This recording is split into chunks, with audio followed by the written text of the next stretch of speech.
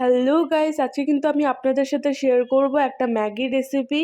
আর যেটা খেতে খুবই টেস্টি হয় আর খুব তাড়াতাড়ি কিন্তু ম্যাগিটা হয়ে যায়। যেমন কি ম্যাগির প্যাকেটে লেখা থাকে 2 মিনিটে হয়ে যায়। তো ম্যাগিটা বানানোর আগে চলুন আগে একটু আমাদের বাড়ির পেছনে কালী ঠাকুরের পুজো হচ্ছিল আজকে, তাই একটু ওইদিকে গেলাম আর কি। এখানে ঠাকুরকে গয়না পরাচ্ছিল। আর চলুন ঠাকুরের এবার আপনাদেরকে ফুল লুকটা শেয়ার করি। তো এই যে ঠাকুরের কিন্তু এই ফুল লুক খুবই সুন্দর লাগছিল দেখতে ঠাকুরকে।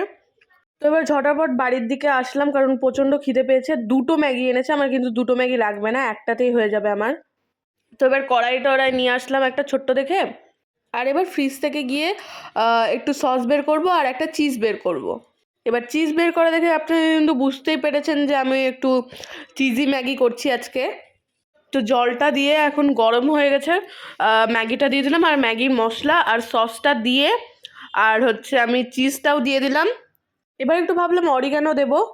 তো অরিগানো কিন্তু অপশনাল, আপনাদের কাছে যদি থাকে তাহলে আপনারা অ্যাড করতে পারেন, আর যদি না থাকে তাহলে অ্যাড করতে হবে না।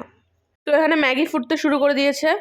আর ম্যাগিটা কিন্তু খুব একটা সুপি করবো না, একটু ঘনই রাখবো, ঘন ঘনই কিন্তু এই ম্যাগিটা খেতে ভালো লাগে।